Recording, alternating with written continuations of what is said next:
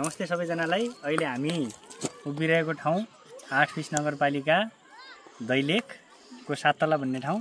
हामी चाहिँ यो मध्य पहाडी राजमार्ग हुँदै यो यात्राको क्रममा राकम कर्णालीमा सानो कार्यक्रम सकेर फर्किँदै गर्दाखेरि यो समुदायमा चाहिँ अलिकति छाउपट्टि प्रथाको बारेमा हामीले सुन्ने गरेको, विभिन्न किसिमका माध्यमहरूबाट सुन्ने गरेको पाइन्थ्यो। अहिले चाहिँ हामी त्यो समुदायमै पसेर कस्तो हुँदो रहेछ त छाउपट्टि प्रथा चाहिँ साँच्चीकै छ कि छैन त। यो दैलेख जिल्लाको पश्चिमी भेग, विशेष गरी यो अछाम र सुदूरपश्चिमका अन्य जिल्लाहरूसँग जोडिएको भेग भए हुनाले पनि यहाँ त्यो छाउपट्टिको प्रथा चाहिँ अन्य दैलेखका 10वटा जिल्ला 10वटा पालिकाहरूभन्दा अलिकति धेरै देखिन्छ।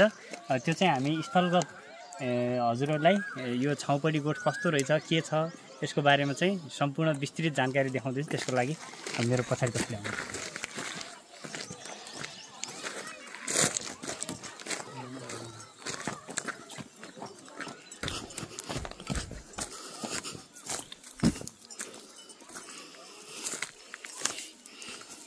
यही होइन हो, अहिले हामीले दृश्यमा देखिरहेको सानो घर यही हो छाउगोठ भनेको। यसमा तपाईँ देख्न सक्नुहुन्छ, क्यामेरा अलिकति नजिक ल्याएर देखाइदिनु।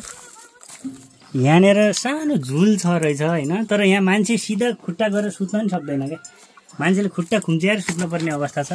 घरभन्दा अलिकति पर छ। अब यस्तो स्थिति छ यहाँनिर।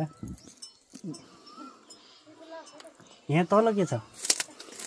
तल सामान राख्ने होला, उहाँहरूको खाएको भाँडाहरू राख्ने ठाउँ।